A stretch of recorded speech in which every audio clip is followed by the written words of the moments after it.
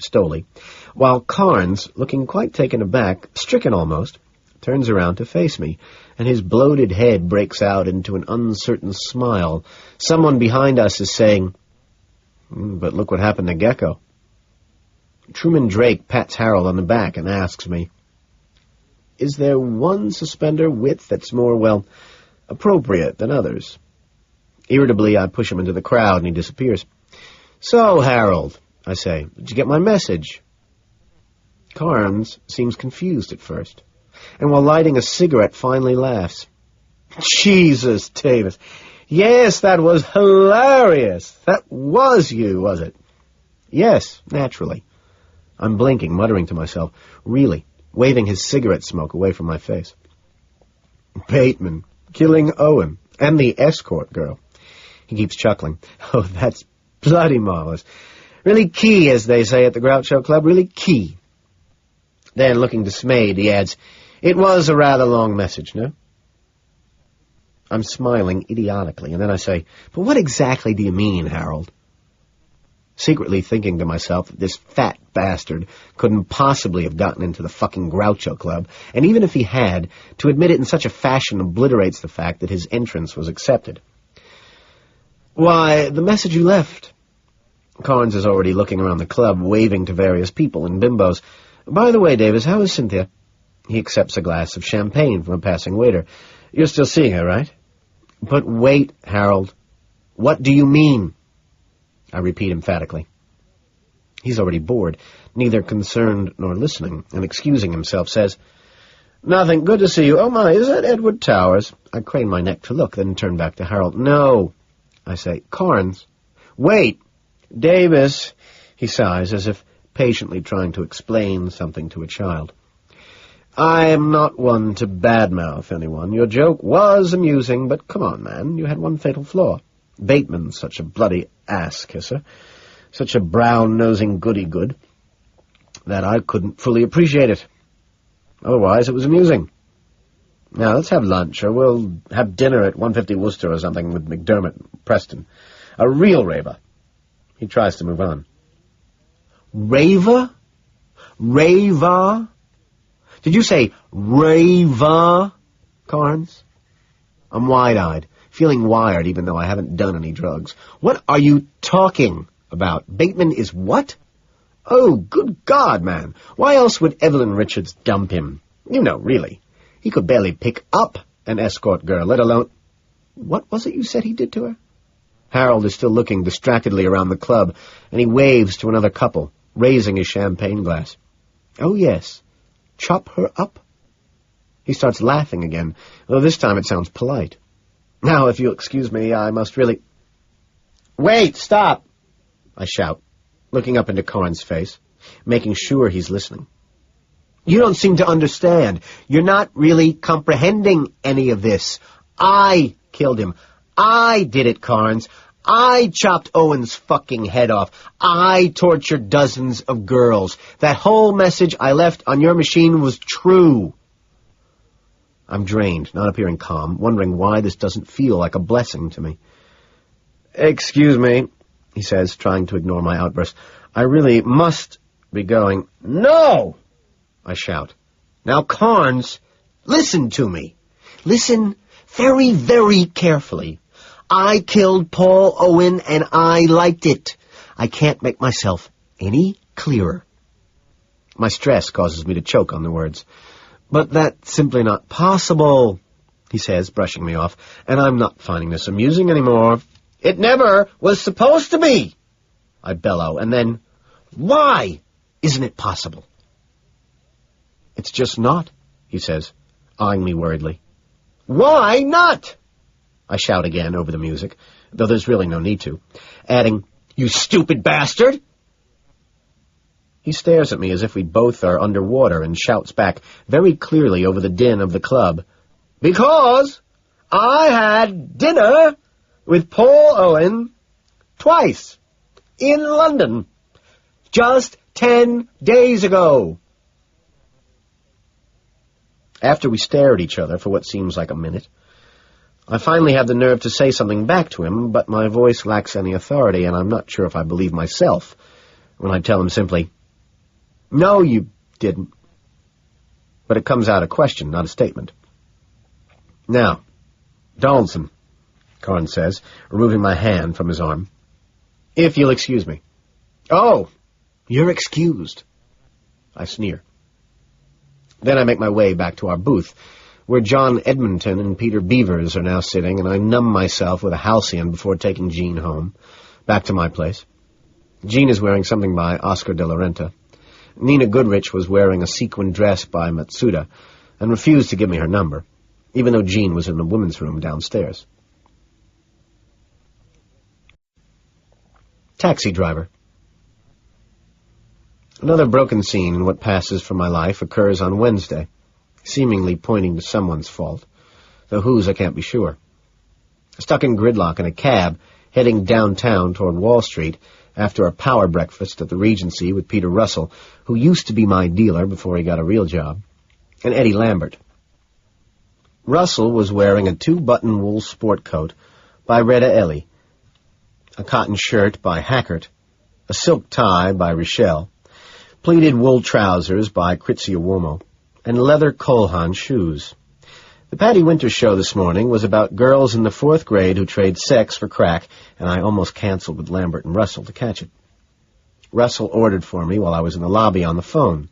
It was, unfortunately, a high-fat, high-sodium breakfast, and before I could comprehend what was happening, plates of herbed waffles with ham and Madeira cream sauce, grilled sausages, and sour cream coffee cake were set at our table, and I had to ask the waiter for a pot of decaf herbal tea, a plate of sliced mango with blueberries, and a bottle of Evian. In the early morning light that poured through the windows at the Regency, I watched as our waiter shaved black truffles gracefully over Lambert's steaming eggs. Overcome, I broke down and demanded to have the black truffles shaved over my mango slices. Nothing much happened during the breakfast.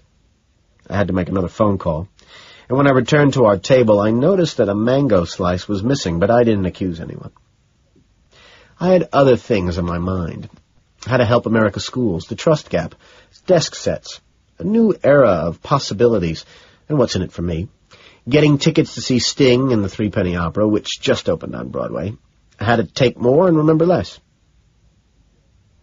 In the cab, I'm wearing a double-breasted cashmere and wool overcoat by Studio 000.1 from Ferret, a wool suit with pleated trousers by de rigueur from Schoenemann, a silk tie by Givenchy Gentleman, socks by Interwoven, shoes by Armani, reading the Wall Street Journal, with my Ray-Ban sunglasses on and listening to a Walkman with a Bix Beiderbecke tape playing in it. I put down the journal, pick up the Post, just to check page 6. At the light on 7th and 34th, in the cab next to this one, sits, I think, Kevin Gladwin, wearing a suit by Ralph Lauren. I lower my sunglasses. Kevin looks up from the new issue of Money magazine and spots me looking over at him in a curious way before his cab moves forward in the traffic. The cab I'm in suddenly breaks free of the gridlock and turns right on 27th, taking the West Side Highway down to Wall Street. I put the paper down, concentrate on the music and the weather, how unseasonably cool it is, and I'm just beginning to notice the way the cab driver looks at me in the rearview mirror. A suspicious, hungry expression keeps changing the features on his face.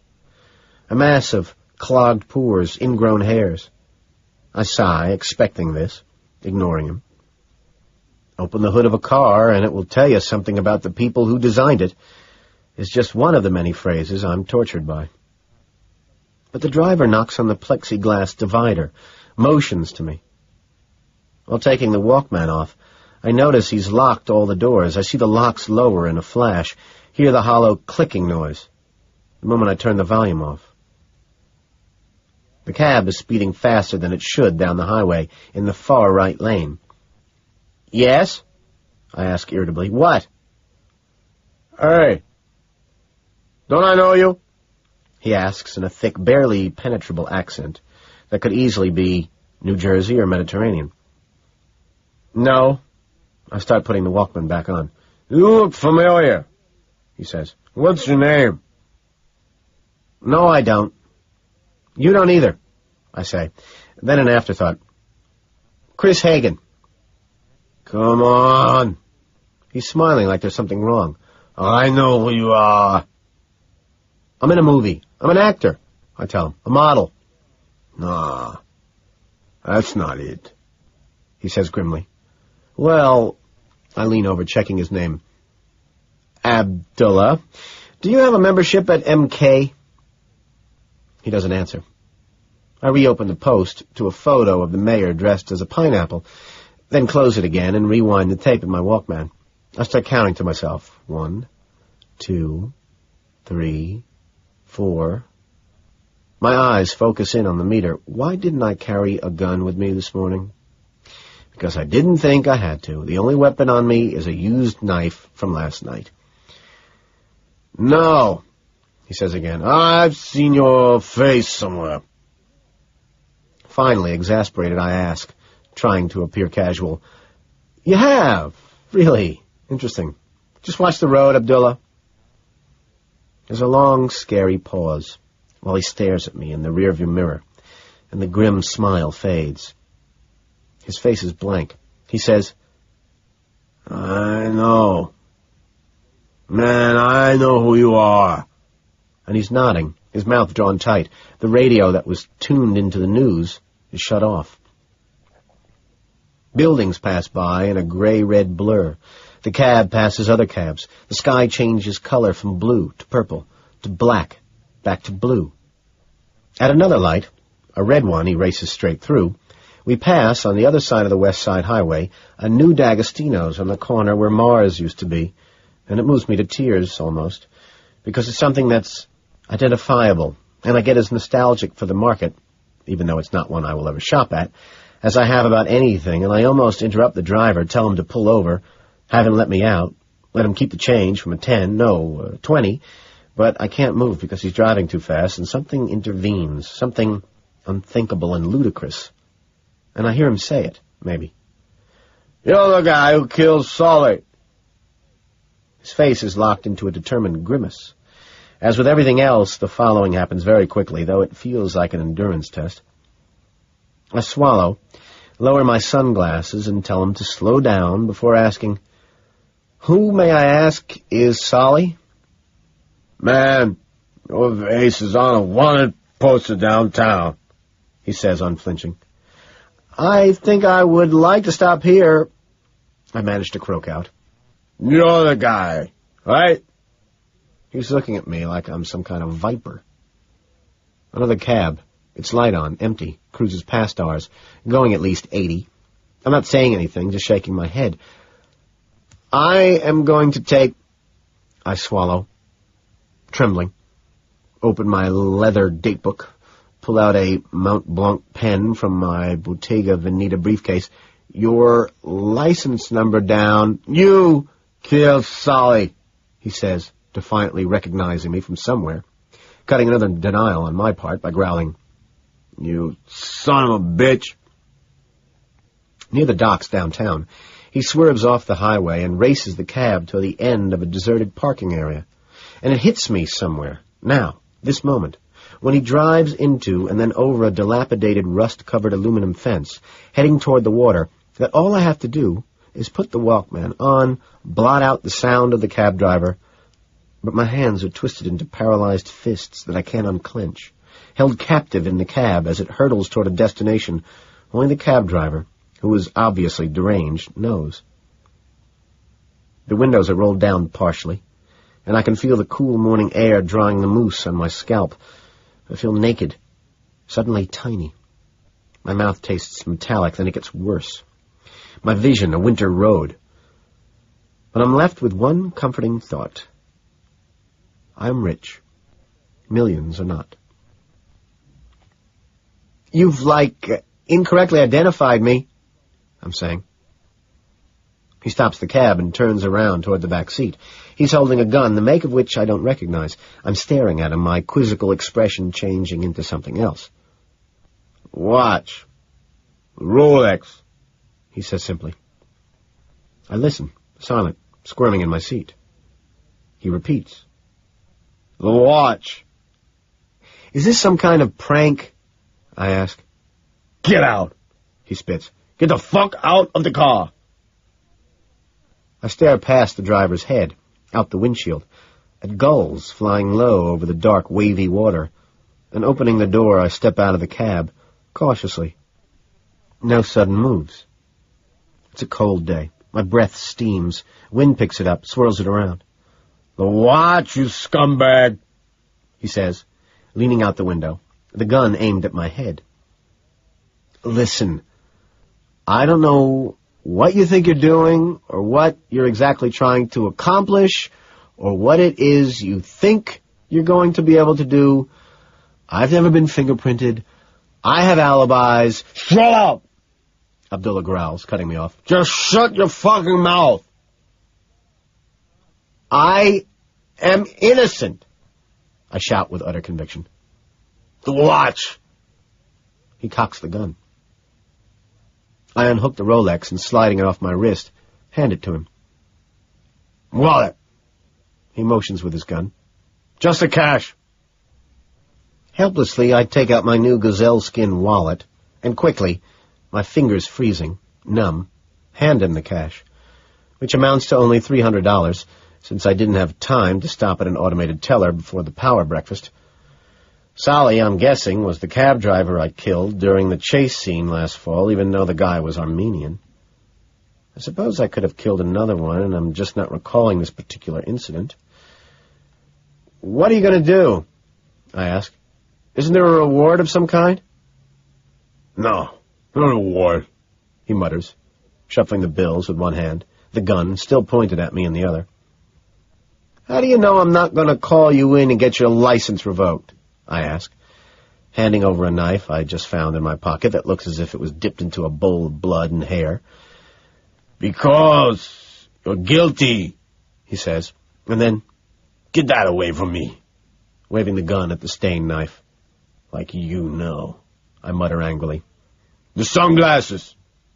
He points again with the gun. "How do you know I'm guilty?" I can't believe I'm asking this patiently. "Look at what you're doing, asshole," he says. "The sunglasses." "These are expensive," I protest, then sigh, realizing the mistake. "I mean, cheap. They're very cheap. Just, isn't the money enough?"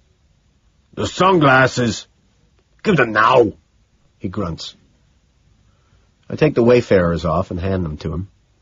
Maybe I really did kill a Sally, though I'm positive that any cab drivers I've killed lately were not American. I probably did. There probably is a wanted poster of me at, where? The taxi? The place where all the taxis congregate? What's it called? The driver tries the sunglasses on, looks at himself in the rearview mirror, and then takes them off. He folds the glasses and puts them in his jacket pocket. "You're a dead man," I smile grimly at him. "And you're a yuppie scumbag," he says. "You're a dead man, Abdullah," I repeat. No joke.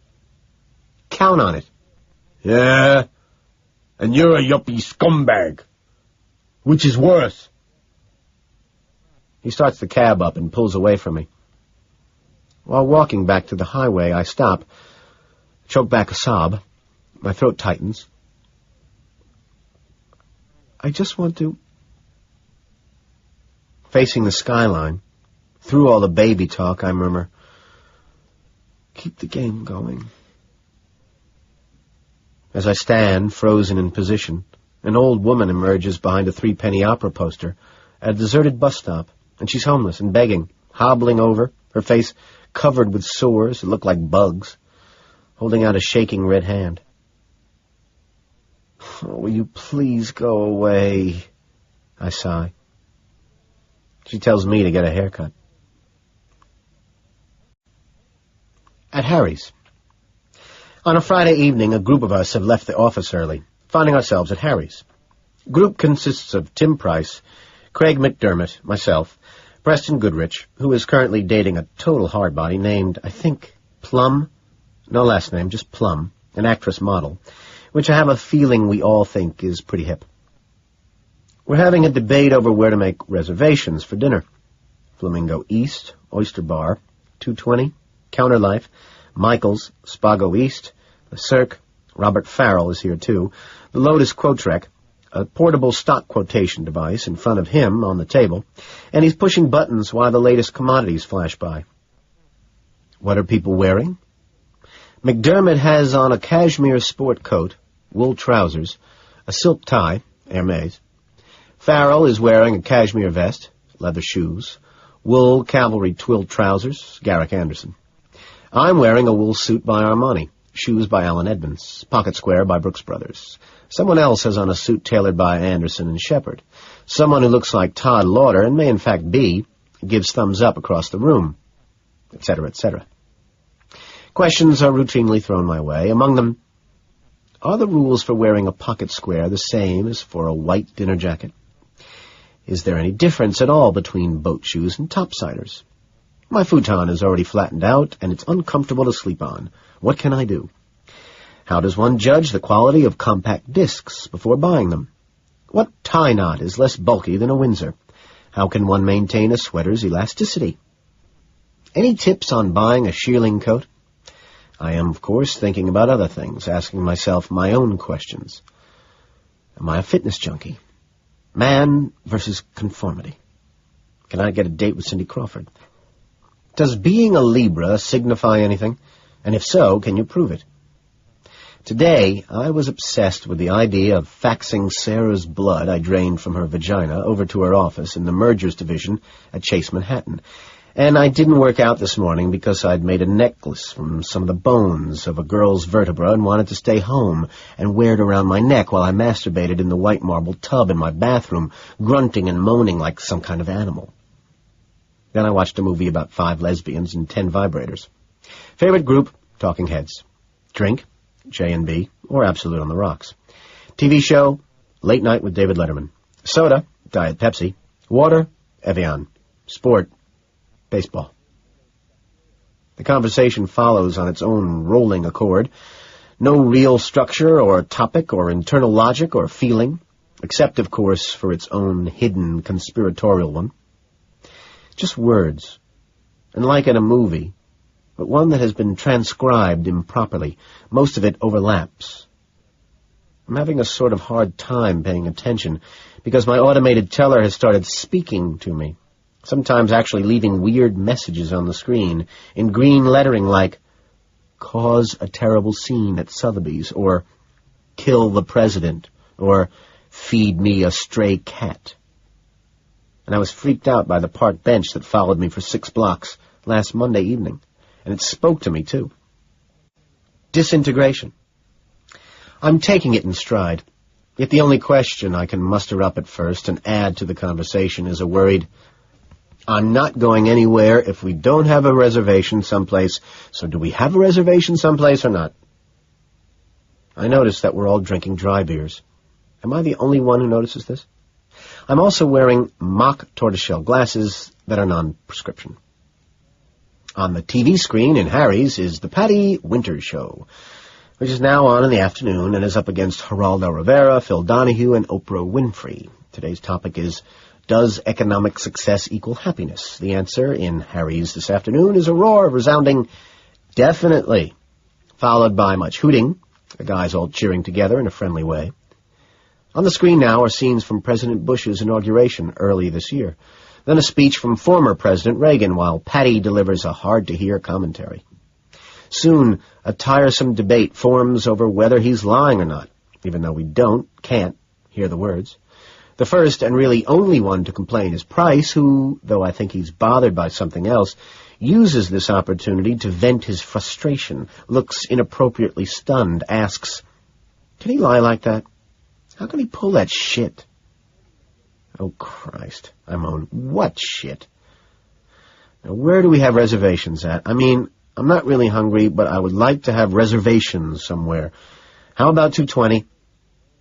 An afterthought. McDermott, how did that rate in the News of Gats? No way, Farrell complains before Craig can answer. The Coke I scored there last time was cut with so much laxative, I actually had to take a shit in MK. Yeah, life sucks and then you die. Low point of the night, Farrell mutters. Weren't you with Kyria the last time you were there? Goodrich asks. Wasn't that the low point? She caught me on call waiting. What could I do? Farrell shrugs. I apologize.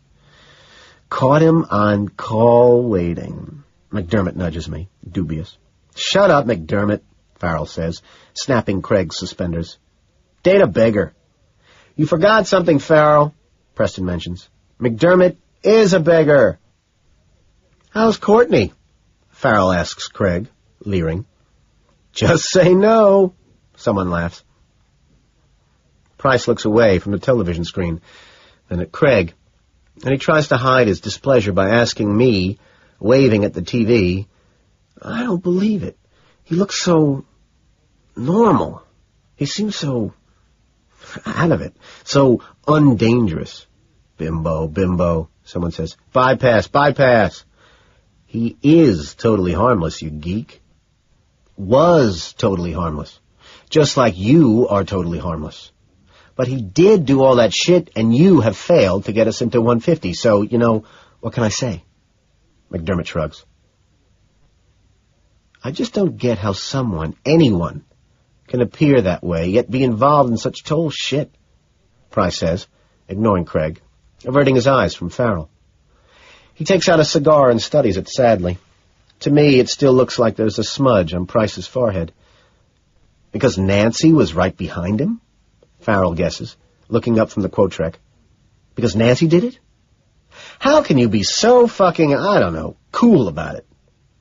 Price, to whom something really eerie has obviously happened, sounds genuinely perplexed. Rumor has it that he was in rehab. Some guys are just born cool, I guess. Farrell smiles, shrugging. I'm laughing at this answer, since Farrell is so obviously uncool.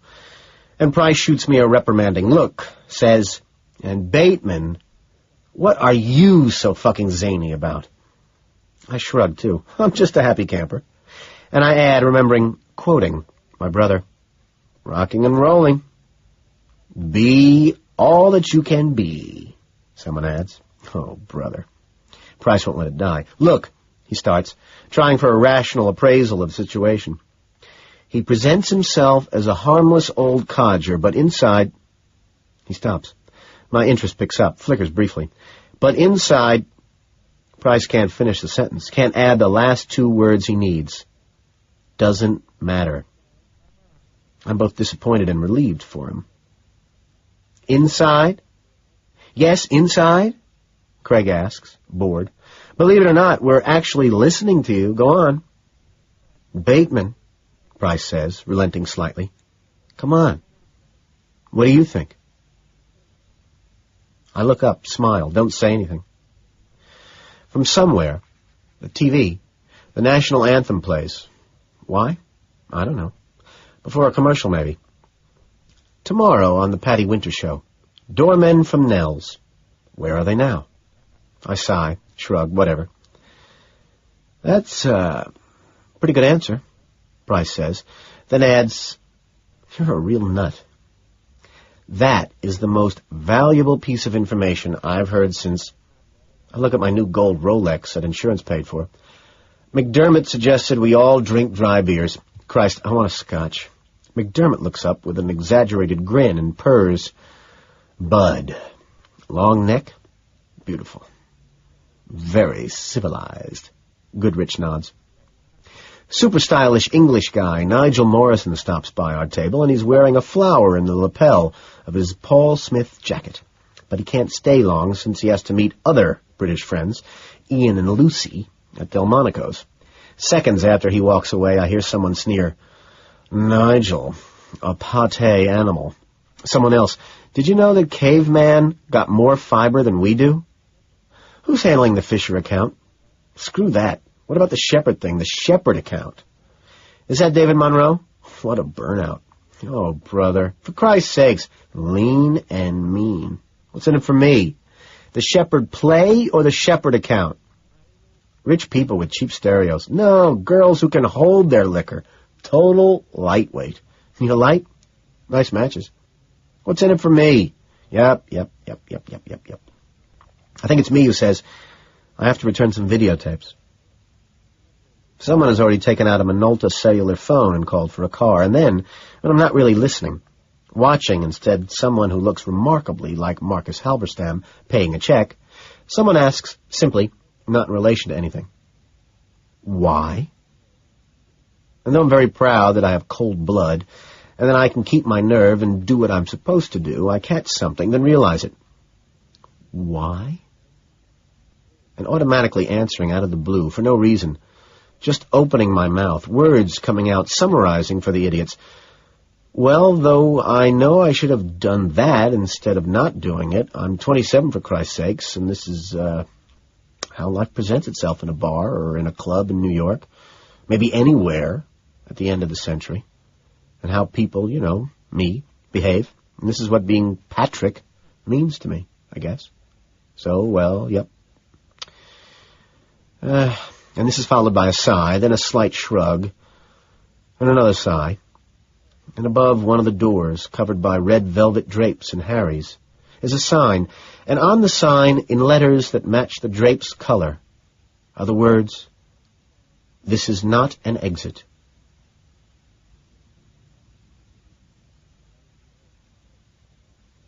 That is the end of American Psycho by Bret Easton Ellis.